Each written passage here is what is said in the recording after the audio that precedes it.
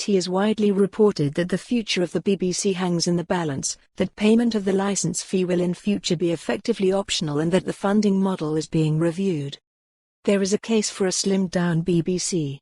Does it need so many channels, so many radio stations? Does it need to be all things to all men, especially as many of the programs it produces are well enough covered by commercial stations?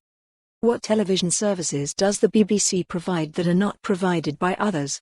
News, nature and science, political investigations, serious music. Some of these are indeed covered by other commercial outlets but not with the same independence, nor quality.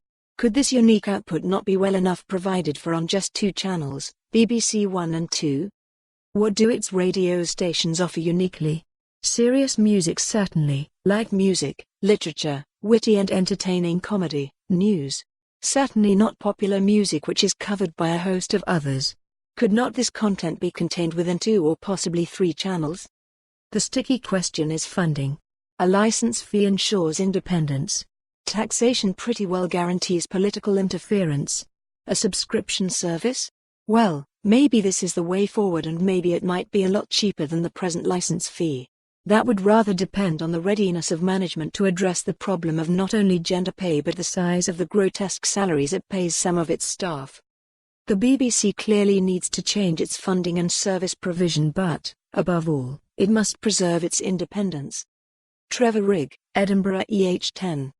So Lord Hall is to jump the BBC ship and become the next chairman of the Board of Trustees of the National Gallery. BBC chief quits for National Gallery, The Herald, January 21.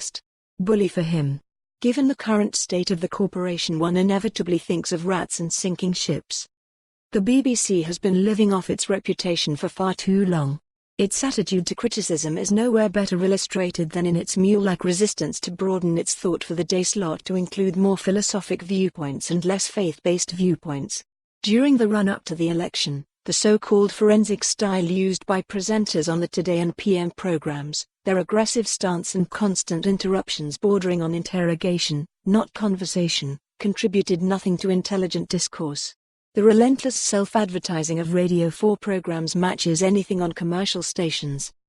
Poll after poll has revealed that the younger generation has neither love nor use for the corporation and its output. Everything has its time, and perhaps we should just accept the fact that the BBC has reached its sell-by date.